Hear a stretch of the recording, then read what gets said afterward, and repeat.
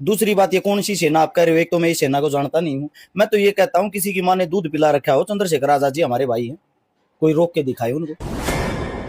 बड़े भाई साहब, मेरे को तो आज तक एक बात समझ में नहीं आ रही, हो सकता है वकील साहब साथ में खड़े इनको समझ में आ जाए। हिंदू इस देश में है कौन, पहले तो मुझे ये बताओ। क्या उसको रद्द किया जा सकता है, ऐसा आपको लग रहा है किसी भी वजह से? अगर रद्द कर दिया तो बड़े भाई साहब के स्वभाव को मैं अच्छे से जानता हूँ, खटखड़ी कर देंगे वो। क्योंकि लोकतांत्रिक देश है और हर पार्टी के नेता को अधिकार है कि वो कहीं भी किसी भी प्रदेश में किसी भी जिले में अपनी रैलियां कर सकता है, तो सिर्फ विरोध चंद्रशेखर आजाद का ही क्यों? मैं आपको एक बात बता देता हूं, अगर यह विरोध हुआ और ये रैली नहीं हुई, चंद्रशेखर आजाद जी अगले आने वाले 10 साल के अंदर मुख्यमंत्री होंगे। क्या बात कर रहे ये लिखवा लो मेरे पे, ये मैं गारंटी देता हूं। 10 साल के अंदर उत्तर प्रदेश के अंदर चंद्रशेखर आजाद जी मुख्यमंत्री होंगे, अगर ये रैली नहीं हुई तो।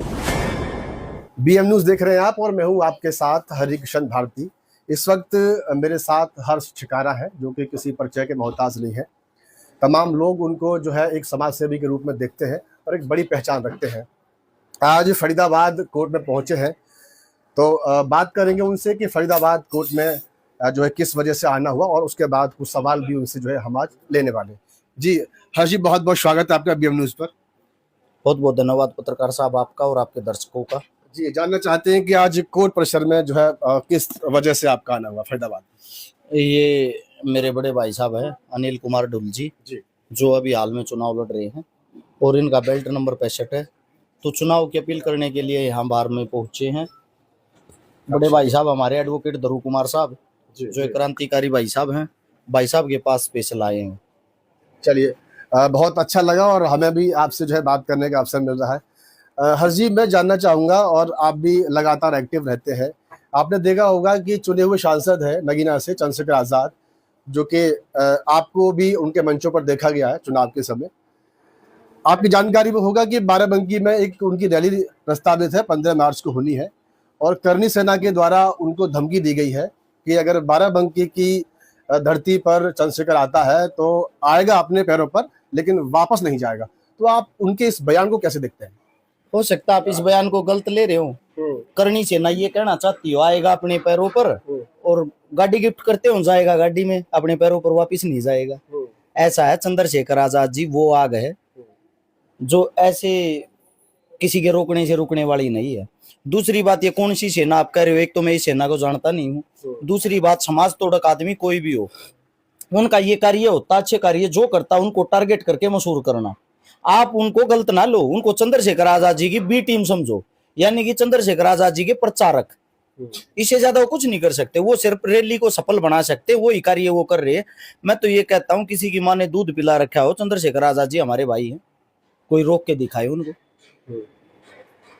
बिल्कुल चैलेंज दिया जा रहा है, दावा किया जा रहा है, और पुलिस प्रशासन से भी लगातार जो है मांग की जा रही है कि रैली की परमिशन ना दी जाए, और चंद्रशेखर आजाद को इधर नहीं आने देंगे। वो हिंदू विरोधी है, हिंदुओं को बांटने की बात करता है और दलितों को बरगलाता है, इस तरह के आरोप लग रहे लगातार उनके ऊपर। बड़े भाई साहब, मेरे को तो आज तक एक बात समझ में नहीं आ रही, हो सकता है वकील साहब साथ में खड़े इनको समझ में आ जाए। हिंदू इस देश में है कौन, पहले तो मुझे ये बताओ। अगर आपको इसका पता हो, हिंदू जो शब्द है उसके ऊपर स्वयं सुप्रीम कोर्ट ने 1995 के अंदर नवंबर या दिसंबर के महीने में रोक लगा दी थी कि ये एक जीवन जीने की पद्धति है, कोई धर्म नहीं है। मैं नहीं कह रहा हूं कभी मेरे पे बिल फाड़ो, ये सुप्रीम कोर्ट कह रही भाई साहब। दूसरी बात, हिंदू वाली अगर आप बात करते हो, आपको याद हो महाड़ का आंदोलन बाबा साहब भीमराव अंबेडकर जी ने लड़ा था। उस आंदोलन के अंदर लड़ाई क्या थी कि भाई जो दलित है उसको भी अधिकार है इस जमीन का, उसको भी अधिकार है पानी पीने का, उसको भी अधिकार है मंदिरों में जाने का, मस्जिदों में जाने का। उस चीज को लेके कुछ जो उस टाइम समाज तोड़क आदमियों थे, उन आदमियों ने रोक लगा दी थी, आप नहीं पी सकते, इससे तो मंदिर दूषित हो जाएगा। अगर एक दलित आदमी मंदिर में चढ़ता है और दलित आदमी से ही मंदिर दूषित होता है, तो इसलिए भगवान तो दलित हुआ। एक इंसान के कारण आप पूरे मंदिर को गंगा जल से धोते हो, जिस मंदिर को वैसे 1 साल तक साफ नहीं करते, और दलित वहां गया तो उस पूरे मंदिर को नहला दिया गया, धो दिया गया, तो इसका मतलब तो जिंदा भगवान तो दलित हुआ। कहने का तात्पर्य ये है, जो मंदिर बना रखा है या मस्जिद बना रखी है या गुरुद्वारा बना रखा है, गुरु का घर कोई भी हो, वो होता है जो सभी को एक सामान्य दृष्टि से देखे, एक लाइन में देखे। तो मेरा मानना ये है, ये कुछ ऐसे आदमी होते हैं जो अपना एक प्रोपगेंडा बना के चल रहे हैं, जिनकी रोजी रोटी इस धर्म के नाम पे ही चलती है। वो उनका अपना तरीका है। दूसरी चीज ये, दलित तो आज तक ये स्ट्रगल कर रहे हैं, ये संघर्ष कर रहे हैं। दलितों को आज तक हिंदू माना ही नहीं जाता। अगर हिंदू माना जाता तो किसी मंदिर के अंदर क्यों नहीं बैठाया जाता? अगर हिंदू माना जाता तो किसी मंदिर के अंदर इनको भी एक दो जगह पुजारी बनाया जाए, किसी मंदिर के अंदर इनको भी ट्रस्टी रखा जाए। तो अब तो कई ऐसे बाबा भी हैं, धर्मगुरु हैं, जो लगातार कह रहे हैं कि सब हिंदू हिंदू भाई भाई, और दलित को भी जो है पुजारी बनाया जाए। तमाम तरह से आप भी देखते होंगे इन चीजों को। भ्राताश्री फिर बनाते क्यों नहीं? बात तो ये है ना, कुछ बातें ऐसी होती हैं चुनावी माहौल बनाने के लिए या क्षेत्र देख के कुछ स्टेटमेंट दे दी जाती हैं। ऐसे तो हमारे आरएसएस के ये जो प्रमुख मोहन भागवत जी, वो भी बार बार कुछ अनाप शनाप बयान दे चुके हैं।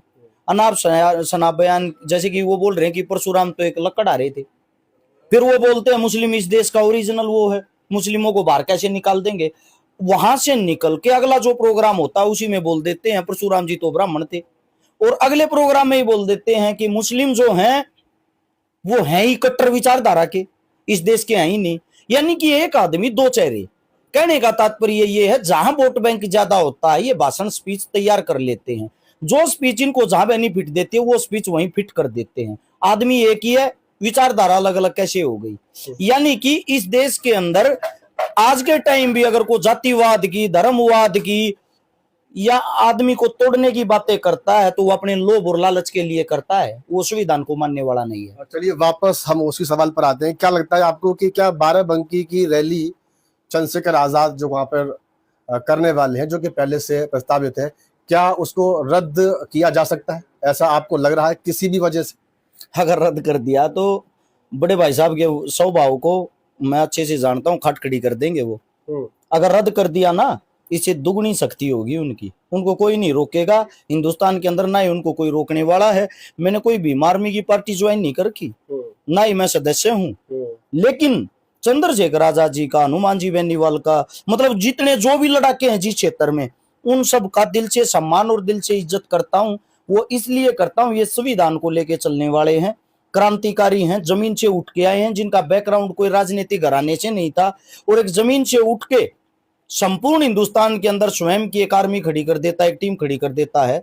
तो उस आदमी ने इतना संघर्ष देखा तो छोटी मोटी आंधियों से कहाँ रुकने वाला है। क्या चंद्रशेखर आजाद के बढ़ते हुए कद को और लगातार उनकी जो राजनीतिक सक्रियता है खासकर यूपी में, ये उसकी एक बड़ी वजह है जो लगातार उनके इस तरह से जो है धमकियां दी जाती है, उस तरह से उनकी रैलियों को रोकने की कोशिश की जाती है? क्योंकि लोकतांत्रिक देश है और हर पार्टी के नेता को अधिकार है कि वो कहीं भी किसी भी प्रदेश में किसी भी जिले में अपनी रैलियां कर सकता है, तो सिर्फ विरोध चंद्रशेखर आजाद का ही क्यों?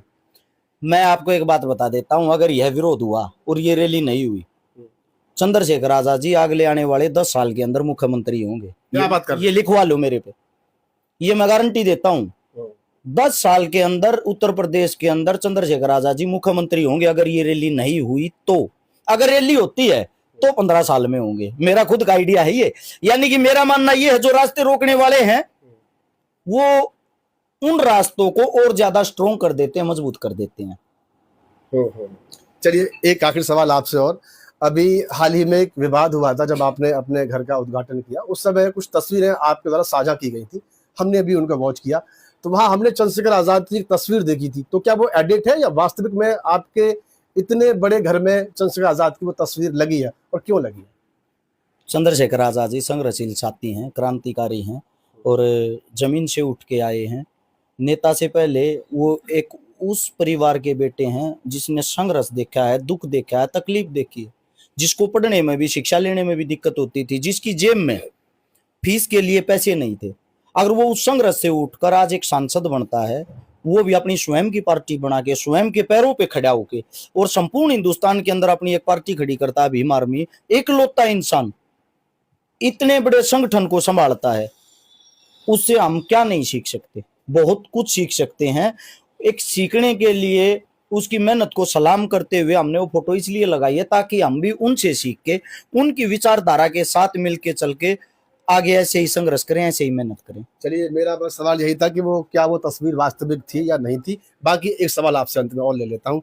आप लगातार समाज सेवा में जो है सक्रिय रहे हैं, और पूरे देश दुनिया में भी आपको लोग जो है देखते हैं, आपको पसंद करते हैं, आपके कार्य को पसंद करते हैं। तो क्या राजनीति में, वैसे आप एक बार अपना दाव लगा चुके हैं जहाँ तक हमारी जानकारी है, क्या आगे चंद्रशेखर आजाद की पार्टी से जुड़ करके या उनके पार्टी के सदस्य बन करके कभी भविष्य में चुनाव लड़ने का ऐसा कुछ विचार रहेगा हर्ष शिकारा का? पहली बात तो हम हमारे भाई से दूरी नहीं है। एक बिना पार्टी में भाई साहब पार्टी के सदस्य होंगे, भाई साहब से ज्यादा काम करते हैं हम। आपको राजस्थान की बता देता हूँ, राजस्थान के अंदर हनुमान जी बेनीवाल हमारे बड़े भाई साहब, चंद्रशेखर आजाद जी हमारे बड़े भाई साहब, दोनों का गठबंधन करवाने वाला, इसकी शुरुआत करने वाला। वैसे तो सभी के मेल जोल से होता है, लेकिन कहीं ना कहीं पहला आदमी हर्ष शिकारा था। और तो जब हम एक अच्छे संग्रहशील साथियों को मिलवाने की कोशिश करते हैं पार्टी के लिए ही तो काम, और क्या है। यानी कि भीम आर्मी ज्वाइन करने की जरूरत नहीं, हनुमान जी बेनीवाल की पार्टी ज्वाइन करने की जरूरत नहीं है। पार्टियां ही हमारी है, हमारा घर है, ये हमारा परिवार है, इनसे दूर नहीं हम। चलिए, बहुत बहुत शुक्रिया हमें समय देने के लिए। तो ये हर्ष शिकारा थे, जो कि आप इनको बखूबी जानते हैं। इनके विचारों पर आपकी अपनी क्या प्रतिक्रिया है, वीडियो देखने के बाद कमेंट्स बॉक्स में अपनी प्रतिक्रिया जरूर लिखें। Thank you.